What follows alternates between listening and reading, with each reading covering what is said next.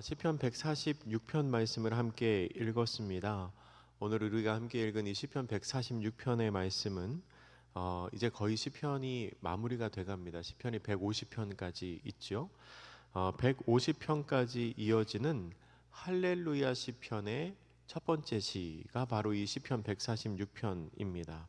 이 할렐루야 시편이라는 거는 시편의 마지막 부분에 나오는 시들을 말하는 건데요.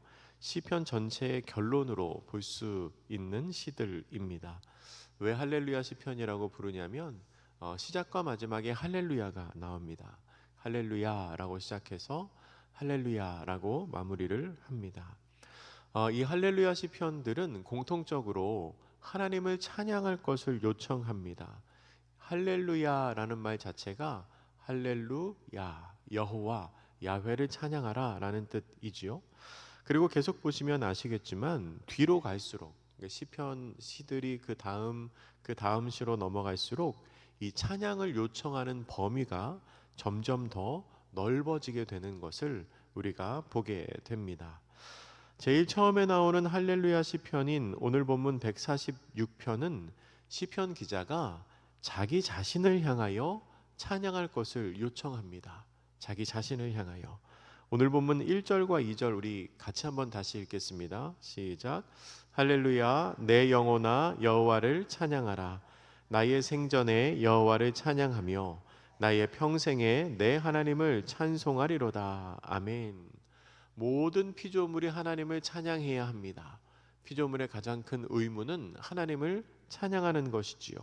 그런데 그렇게 모든 피조물이 하나님을 찬양해야 하지만 가장 기본은 가장 먼저 찬양해야 하는 것은 바로 나 자신이라는 겁니다. 나 자신. 주변 모든 사람들이 다 하나님을 찬양한다고 해도 내가 하나님을 찬양하지 않으면 나에게는 아무런 유익이 없습니다. 아무런 기쁨이 없지요. 반면에 하나님을 찬양하지 못할 것 같은 상황이라도 내가 하나님을 찬양하면 그곳은 하나님께서 허락하신 기쁨의 자리가 됩니다. 또한 하나님께서는 모든 피조물의 찬양받기를 원하시지만 특별히 나의 찬양, 우리 각 사람의 찬양을 받기를 원하십니다. 시편 146편의 기자는 하나님의 그 마음을 잘 알고 있었던 것 같습니다. 그는 하나님을 향해 찬양할 것을 결단합니다. 자기 스스로를 향하여 명령하고 선포하지요. 내 영혼아 하나님을 찬양하라 선포합니다. 그리고 그렇게 하나님을 찬양할 때에 어떤 복이 돌아오는지, 그리고 왜 그렇게 하나님을 찬양해야 하는지를 설명하고 있습니다.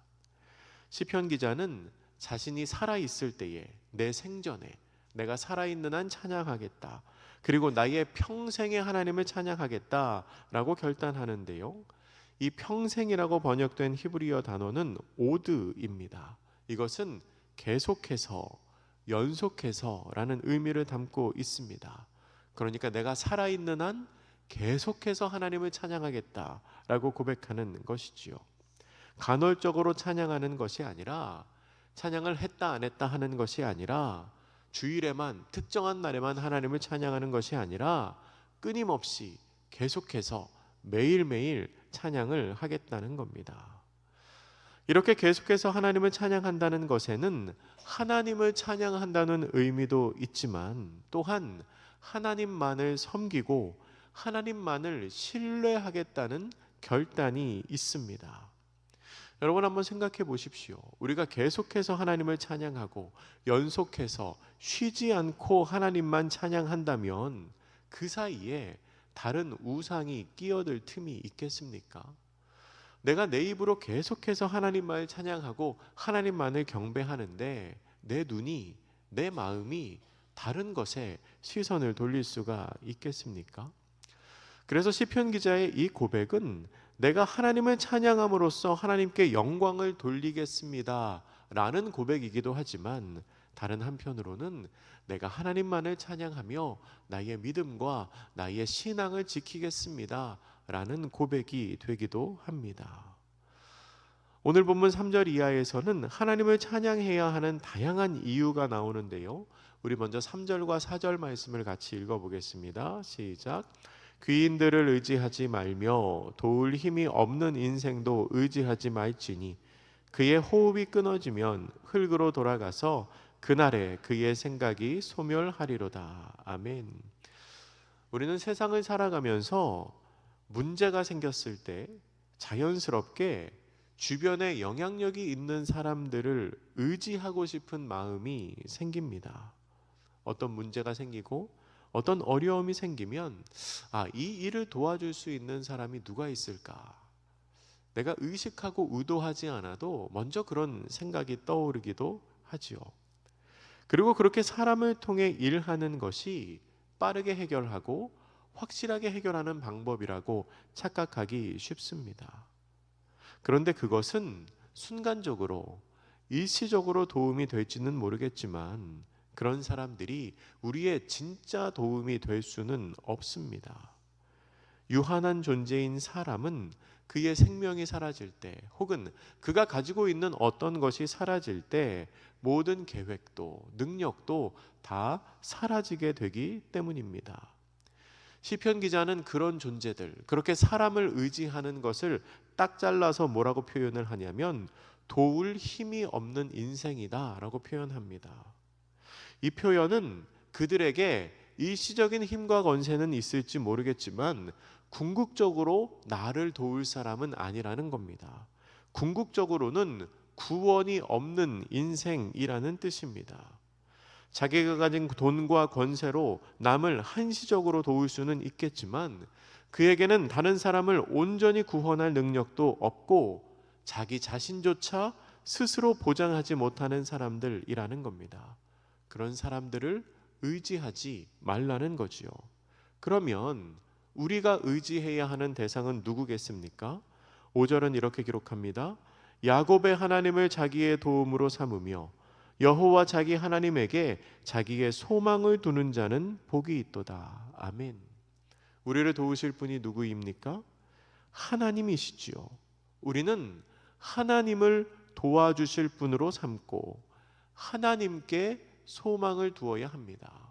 그렇게 하나님께 소망을 두는 사람에게 복이 있다고 시편 기자는 고백합니다. 우리는 나를 도와줄 존재로 주변의 귀인이 아니라 하나님을 선택해야 합니다. 하나님 안에서 소망을 품는 것, 하나님을 가까이 하는 것 자체가 복이기 때문입니다. 하나님께 소망을 두는 사람은 복이 있습니다. 시편 기자는 그 진리를 알았기에 어떤 상황에서도 내가 하나님을 찬양하겠다고 고백하고 있는 것입니다. 계속해서 6절 이하의 말씀에서 시편 기자는 우리에게 복을 주시는 하나님이 어떤 분이신지를 설명하고 우리가 왜 하나님을 찬양해야 하는지를 다시 한번 말합니다. 먼저 우리 하나님께서는 창조주이시고 또한 피조물을 지키시는 분이십니다. 우리 6절 말씀도 같이 한번 읽겠습니다. 시작. 여호와는 천지와 바다와 그 중에 만물을 지으시며 영원히 진실함을 지키시며. 아멘. 하나님께서는 하늘과 땅과 바다와 그 안에 있는 모든 피조물을 다 지으셨습니다. 말씀으로, 능력으로, 지혜로 만물을 창조하시고 모든 피조물은 하나님 보시기에 좋았고 하나님께 기쁨이 되었습니다. 또한 하나님께서는 그 만물을 지키시는 분이십니다.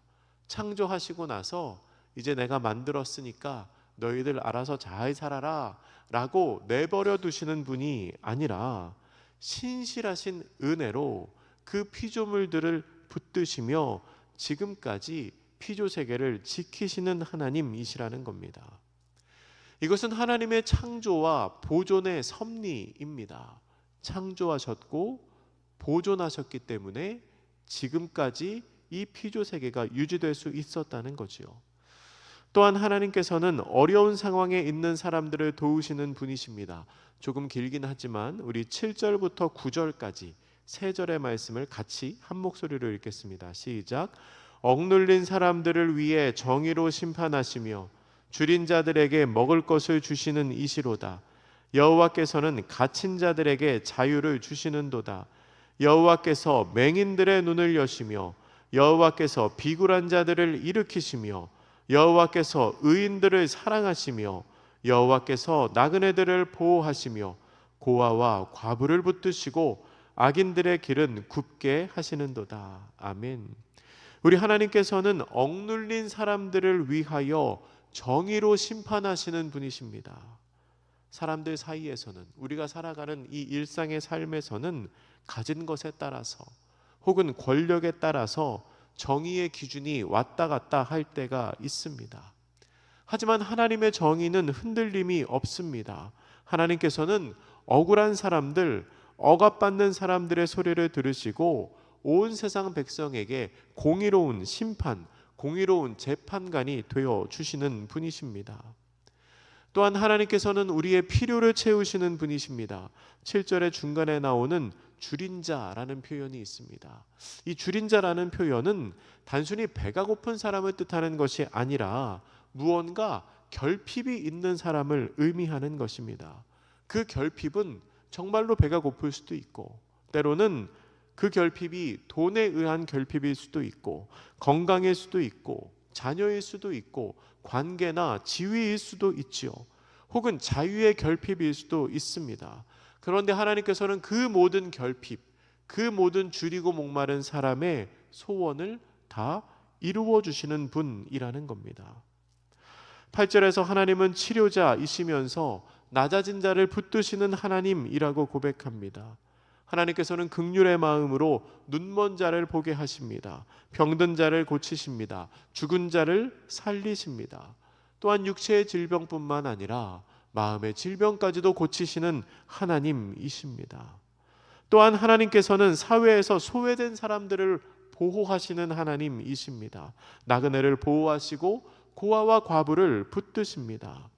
당시 사회에서 고아와 과부는 아무런 잘못이 없을지라도 그냥 고아라는 이유로, 과부라는 이유로 사회에서 소외받고 억압받고 합법적인 권리를 제대로 누리지 못했던 존재들이었습니다. 그들은 사회에서 따뜻한 관심과 보호자가 없으면 제대로 살아갈 수가 없는 사람들이었지요. 그런데 그런 소외된 사람들의 보호자가 우리 하나님께서 되어주신다는 겁니다. 마지막 10절 말씀입니다. 10절 우리 같이 읽겠습니다. 시작. 시온아, 여호와는 영원히 다스리시고 내 하나님은 대대로 통치하시리로다. 할렐루야. 아멘. 온 우주의 창조주와 왕이 되시는 하나님께서는 시온을 그의 거주지로 삼으시고 이스라엘을 그의 백성으로 삼으셨습니다.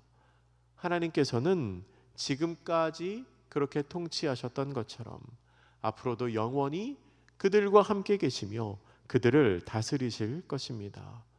그리고 백성들은, 하나님의 사람들은 그 영원하신 하나님 앞에 찬양하는 것으로 그 하나님의 통치에 화답할 것입니다. 사랑하는 성도 여러분, 어느새 바람이 매우 차가워진 계절이 돌아왔습니다. 한 해의 결실을 맺는 계절입니다.